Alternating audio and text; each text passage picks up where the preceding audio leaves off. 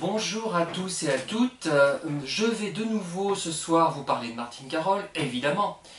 Vous avez lu l'intitulé de la vidéo, et je vais faire allusion à une phrase, une critique en fait de Claude Mauriac sur le film Lucrèce Borgia. C'est très intéressant, vous allez comprendre pourquoi. Le masque bleu sur le visage de Martine Carol est le seul beau moment du film. Aussi jolie qu'elle soit, la comédienne apparaît telle que nous sommes déçus. Tel est l'art même au cinéma, ne nous offrant vraiment que ce dont il nous prive. Et c'est très intéressant effectivement, la scène du masque bleu, c'est une des plus belles du film. Alors, elle est suivie, elle est précédée plus exactement, oh là là, je suis fatigué ce soir, elle est précédée de la plus mauvaise scène du film, certainement, du moins la plus involontairement comique. Vous savez que Lucrèce Borgia va rendre visite au mage, incarné par Louis Seigné, voilà, je cherchais son nom. Oh là là, quand on commence à oublier les noms comme ça, Louis Seigné donc, hein, qui a une courte scène et qui est vraiment affublé d'une sorte de perruque, mais c'est risible, et il joue en fait de façon très bizarre. On ne sait pas s'il est censé être drôle ou pas, mais il est comique, involontairement peut-être, hein, puisqu'il y a des gens qui arrivent à être involontairement comiques. C'est mon cas, il paraît, hein, souvent. Et les gens rient alors que je suis très sérieux, c'est terrible. Enfin bref, et inversement. Alors, cette scène, elle est risible. C'est vrai que Louis Seigné a tenu des rôles de comédie, hein, dans Le Bourgeat gentilhomme notamment, hein, et là, il est un peu comme Martine Carol en fait dans cette scène, puisque le texte qu'il a à prononcer est tellement stupide qu'aucun talent ne saurait nourrir un tel texte, hein. J'avais lu cette remarque par rapport à un film où jouait Edwige Feuillère, et paraît-il que les répliques dans ce film étaient si stupides que même le talent d'Edwige Feuillère ne pouvait nourrir ces répliques et les rendre intéressantes, intelligentes. Et ce que dit Martine Carol est vraiment drôle. Et d'ailleurs, son expression à ce moment-là n'est pas convaincante. Pourquoi? Parce qu'elle est incapable, par rapport à un texte stupide, de le rendre intelligent, parce qu'elle a conscience de que c'est stupide. Donc, ça la laisse pantoise, elle ne comprend pas qu'on puisse écrire des choses pareilles, mais elle ne se rend peut-être pas compte. Et donc, c'est tout à fait risible, ça donne une scène comique, peut-être volontaire d'ailleurs, on ne sait pas, hein. Après tout, Christian Jacques l'a peut-être fait exprès. Et voilà. Et donc, par contre, cette scène, elle est immédiatement suivie de la plus belle scène du film. Cette scène où Lucrèce Borgia se promène dans Venise pendant le carnaval est vraiment très réussie. Les premières minutes et les dernières d'ailleurs, hein, je dirais. Bon, après, il y a le carnaval lui-même, bon, qu'est-ce qu'il est, hein. Et c'est très mystérieux, c'est fascinant, vraiment, c'est une très très belle scène. Une des plus belles aussi, hein, qu'elle a tournée, je dirais. Et il y a vraiment le meilleur et le pire dans ce film, hein. C'est vraiment... c'est incroyable d'ailleurs, hein. Et il y a les quelques secondes qui précèdent le moment où elle va enlever son masque, qui sont extraordinaires aussi. Il y a une musique, mais inspirée à ce moment-là, bien choisie, vraiment c'est très réussi. Et il y a ce mystère, mais paradoxalement, je suis un peu de l'avis de Claude Mauriac, enfin pas tout à fait. Quand on enlève son masque, même si elle est très jolie, c'est pas le problème, le mystère disparaît. En fait, c'est le mystère qui est vraiment, moi, qui m'attire le plus, hein. Quand on a la solution, quand on comprend finalement, quand on voit, tout disparaît. Ça me fait penser, bien que je ne sois pas du tout religieux, j'aime bien la poésie de la religion chrétienne finalement. Les trois vertus théologales, l'espérance, la foi et la charité. Donc la charité est la seule qui persiste, puisque l'espérance elle disparaît quand on voit Dieu, et la foi elle disparaît également quand on voit Dieu, quand on voit réellement Dieu, hein, si tant est que ce soit possible.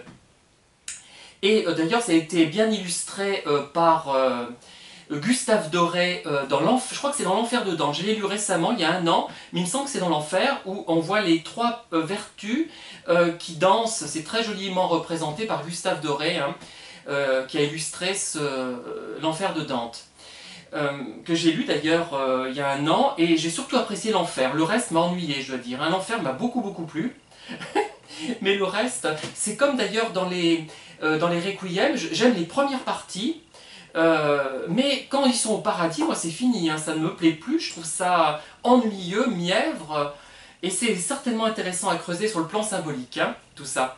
Et donc, pour en revenir à Martin Carroll et Lucrèce Borgia, il y a effectivement cet aspect, et on est déçu, non pas de voir Martin Carroll, mais que le mystère ait disparu. Voilà. C'est vraiment, alors, c'est vraiment admirablement filmé, ce film, d'un bout à l'autre, et je comprends d'ailleurs qu'elle l'ait classé en troisième position. Ses trois films préférés, c'était Nana, Lola Montes et Lucrèce Borgia. Je comprends, parce que vraiment, elle n'a jamais été autant mise en valeur, façon, je dirais, peut-être pas star hollywoodienne, j'arrive pas à trouver le terme. Voilà, c'est vraiment l'apothéose. Il y a une autre apothéose, c'est dans Nathalie, où elle est sublime aussi, mais dans un autre genre. Dans un autre genre, et c'est vraiment très très réussi. Hein. Et je continue donc sur Lola Montes. Effectivement, on la voit moins sur Lola Montes, mais le peu qu'on voit est peut-être plus précieux. Enfin, le peu qu'on voit, on la voit quand même beaucoup, hein, quoi qu'on en dise. Hein.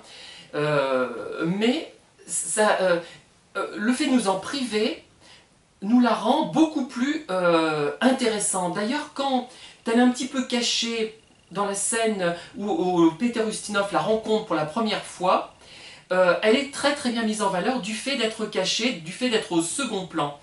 Et quand elle est au second plan, on la voit peut-être plus que quand elle est en gros plan.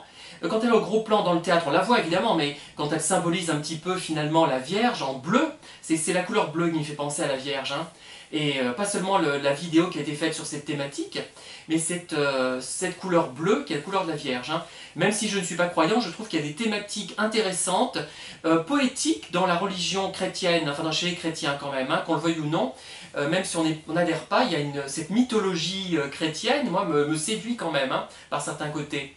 Même si je n'aime plus les statues de plâtre, comme autrefois j'adorais les statues de plâtre, pas les belles Vierges en bois, hein, les statues de plâtre, bien peintes, je trouvais ça très, très décoratif, j'en voulais presque en avoir chez moi. Vous voyez, parce qu'on avait comparé Lola Montes, Martin Carroll, à une statue de plâtre. Et ben, je trouve ça très beau, moi, une statue de plâtre. C'est à la fois grandiose, beau, et ridicule. Et toujours cette opposition dans Lola Montes entre c'est très beau et ridicule en même temps à chaque fois. Enfin, j'exagère peut-être pas à chaque fois. Par exemple, quand elle est déguisée, si je puis dire, en pièces montées, en tout en blanc pour son mariage, ce sont les personnages de pièces montées, hein, qui y a sur pièces montées, c'est à la fois admirable et ridicule. Il y a souvent cet aspect-là. Ça traduit peut-être une sorte d'ironie, une sorte de pudeur peut-être de Max Ophuls, hein, qui veut nous émouvoir, mais en même temps, comme d'ailleurs, ça me fait penser toujours à ça, je reviens toujours à Richard Strauss, hein. Évidemment, quand on parle d'un génie, on pense à un autre génie, Richard Strauss dans Ariane Anaxos, qui s'efforce finalement, quand il y a une belle thématique musicale, de ne pas trop l'utiliser. Et de ne pas aller trop loin dans le rôle notamment du compositeur, hein, puisque s'il allait trop loin, s'il en montrait trop, s'il nous en faisait trop écouter, on se lasserait. Alors que quelques notes sublimes, on ne s'en lasse pas, et on est en manque finalement. Ça crée un manque. Je crois que j'ai résolu le problème de Lola Montes. Max Ophuls a voulu créer un manque de l'actrice par moment, mais en même temps, il nous en montre suffisamment pour nous attirer, mais pas trop, pour qu'on ne se lasse pas. Je ne dis pas d'ailleurs que dans Lucrèce Borgia on se lasse de Martin Carroll, pas du tout. Enfin, du moins ceux qui l'apprécient, mais ceux qui ne l'apprécient pas, est-ce que, au bout d'un moment, à force de la voir à toutes les scènes avec des différentes robes, d'une perfection absolue de l'esthétique, est-ce qu'ils ne s'en lassent pas finalement? Vous voyez, s'ils n'ont pas la même optique que ceux qui aiment regarder ces films. Moi je dirais que ceux qui aiment regarder les films de Martin Carroll des années, on va dire, en simplifiant, 1951, sortie de Caroline Sherry, jusqu'à, allez, 54 en tenant compte de Nana, ce sont ceux qui regardent les films aussi pour l'acteur.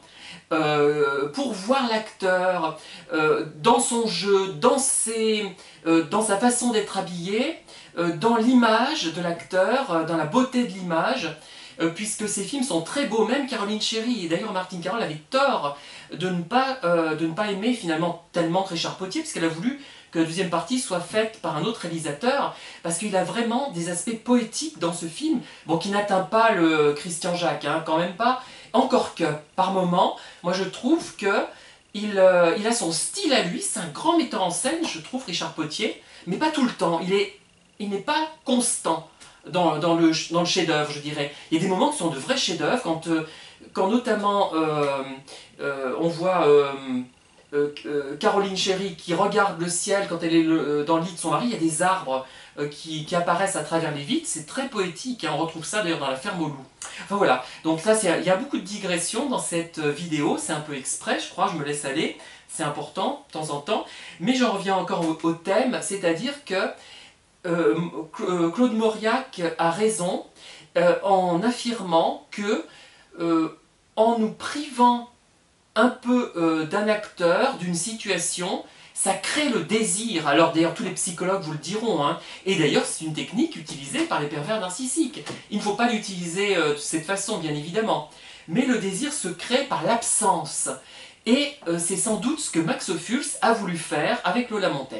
Voilà, j'aurai l'occasion de revenir sur ce côté caché qu'on observe dans Lola Montes, mais en attendant, je vous dis à bientôt, car je vais aller dîner plutôt, et je vais peut-être me contenter de crêpes, peut-être ce soir, je ne sais pas. Faut que je réfléchisse, parce qu'on va peut-être regarder donc, soit une série, soit un film. Voilà, tiens, d'ailleurs, il y a 2 jours, on a regardé La pluie qui chante, un très beau film, enfin inégal, avec une fin calamiteuse par contre. On voit Frank Sinatra chanter Old Man River de Jérôme Kern, hein, c'est une biographie très romancée de Jérôme Kern.